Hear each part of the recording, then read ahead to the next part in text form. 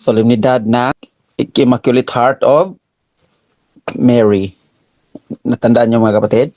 Yung kahapon ay Sacred Heart of Jesus. Ngayon ay Immaculate Heart of Mary.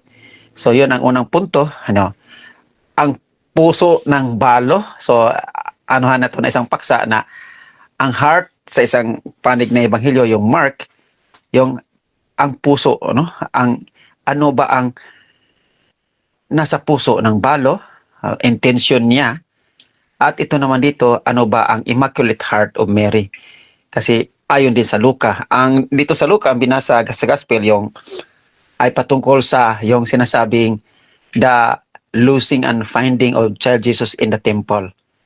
Yun ang kuan doon, eksena doon sa Luka chapter 2. Dito naman sa balo, kaya nga pinaugnay nating dalawa kasi pwede option ito sa simbahan ngayon.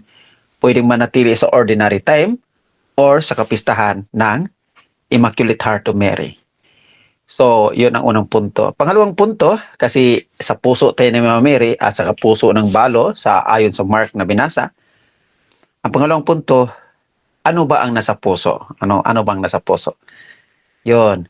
Ang nasa puso ng isang balo, intention niya na magbigay, to be generous in the temple's offering.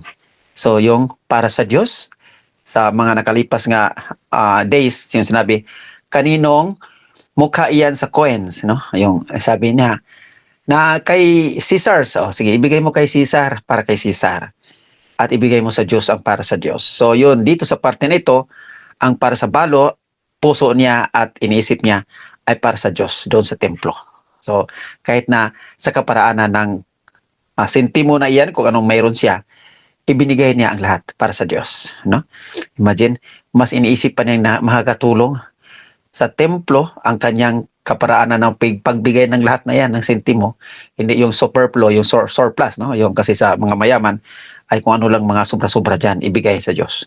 So, hindi kakaiba talaga yung puso, intensyon niya na magmahal sa Diyos po. Grabe. Ngayon, dito naman tayo sa sinabing, ano bang nasa puso ni Mama Mary? So, tandaan natin, nakahapon ay Sacred Heart of Jesus. At ngayon ay Immaculate Heart of Mary. Ano bang nasa puso ni Mama Mary? Ang puso ni Mama Mary ay yung nasa puso ni Jesus. Kaya nga, di ba, pinagtabi sila. Biyernes ay Sacred Heart, Sabado ay Immaculate Heart. Yung 8 ng December, Immaculate Conception naman yan. Iba yun, Immaculate Conception of Mary. Dito naman ngayon ay Immaculate Heart of Mary. So sa puso talaga. Puso ni Jesus, pattern sa puso ni Mama Mary. Anong nasa puso ni Mama Maria ay galing kay Jesus bilang Diyos na tagapaglikha. At the same time, yung Diyos nga manglikha na si Jesus, ganun din ay ang tumibok sa puso ni Jesus ay galing kay Mama Mary. So talagang magkaisa sila, kaya magkatabi talaga ito. Kung saan si Jesus, palaging magkadugtong, magkasalapit yan ang pistahan. Nandun si Mama Mary. Kasi sino ba? Kanino bang puso ang nandyan kay Jesus? Di ba? Di ba po yung kapon? Sacred Heart. Ang puso ni Jesus ay galing sa walang physical physiology, yung ibig sabihin yung physical elements ng pagkatao ni Jesus kung hindi ito galing kay Mama Mary. So lahat ito ay galing kay Mama Mary. Katawan ni Jesus, puso ni Jesus, dugo ni Jesus, lahat ay galing kay Mama Mary. Hindi ito galing kay Joseph. Kasi si Joseph ay, anong tawag doon?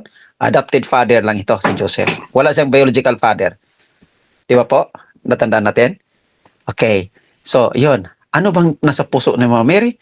Sa puso ni Jesus. Ano bang nasa puso ni Jesus? Sa puso ni Mama Mary. So, ngayon ang pangatlo, nga punto, yung sinasabing, diyan sa Ebanghelyo, anong nakatago sa puso ng isang balo doon sa loob ng templo? Ang kinikip niya, ang nakatago, yung paglingkod lang sa kagustuhan, kalooban ng Diyos. Ngayon dito naman tayo, anong nakatago ang nandyan sa puso ni Mama Mary? Sa Ebanghelyo din, sa yung losing and finding, di ba, ang eksena doon, ang episode, sinabi nga after 3 days, hanap-hanap nila, ay wala pala, nabalik sila ng 3 days ng paglalakad, balik sa Nazareth o Jerusalem, at natagpuan nila si Jesus. Sabi siya, anak, bakit mo pa ito ginawa sa amin? So bilang ina, bilang ama, nandoon si Jose din, nga adopted father. Sabi ni mga ina, bakit mo ito ginawa sa amin? So, ito yung ekspresyon ng ina, ang mapagmahal. No? Inang mapagmahal, inang nag-aruga, inang naghahanap, no? Para sa kanyang anak. So, natural ito, very natural ito. So, kaya nga, ano ding randa, response ni Jesus, very natural din sa parte ng Ama. Sabi ni Jesus, hindi ba ninyo alam, no? Na ako'y manatili dito sa templo, yung bahay ng aking ama. Grabe, no? Yung pagkabahay ni Mama Mary bilang anak siya sa isang sinapupunan ng katawan ni Mama Mary. Ang sagot ni Jesus, isang anak sa ama na maglingkod sa templo ng Diyos. Ibig sabihin, spiritual naman ang sagot ni Jesus. Tapos, lumakad sila, sabi nga, sumunod naman si Jesus sa kanyang parents. At sa dulo ng Ebanghelyo sinabi, paano niya? Sabi, kinikimkim, tinatago ni Mama Mary ang sinabi ni Jesus sa kanyang buhay. So, anong kalooban ng isang balo? Paglingkod sa kalooban ng Diyos. Anong kalooban ni Mama Mary? Ay ang pagtanggap sa kanyang anak na ito ay sa Diyos. So, lahat po ay kalooban ng Diyos. Matindi ito, ang mga relasyon, no? So, first point, yung puso. Ang pagpapahalaga sa puso. Sabi nga, o ika nga, na yung puso, ang tao po, yung sa fetus pa lang, no? Sa fetus pa lang, sabi nga ng mga doctors, na sa buong fetus in 16 days ba o 20 days, first 16 days, sinabi nga, ang unang yung sinabing nerve, imbis nga nerve, mga ugat, mga ano na ano yung gumagalaw sa tiyan ng ina ay puso po. Puso, tumitibok. Pusong tumitibok. Hindi po nerve, hindi po isip, hindi po gumagalaw ang paa, wala pang paa yun.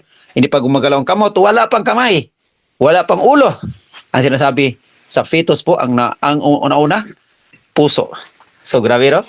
So, in first 16 o 20 days niyan, puso pala ang tumitibok, ang gumagalaw sa isang tao. So, nakasentro po ang ating message po sa isang paksa, sa isang puso na nagmamahal, sa isang puso na walang kasalanan, gaya ni Mama Mary, sa isang puso na naglingkod sa kalooban ng Diyos. Wow.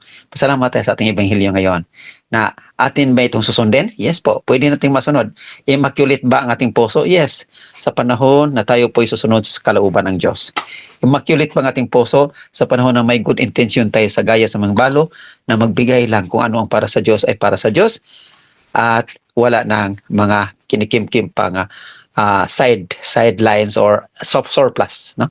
So, para maging manatili ang immaculate, yung pagka-malinis na puso sa harap ng Diyos. So, purihin ng Diyos mga kapatid sa inyong pakikinig. Salamat po. Salamat po. Amen.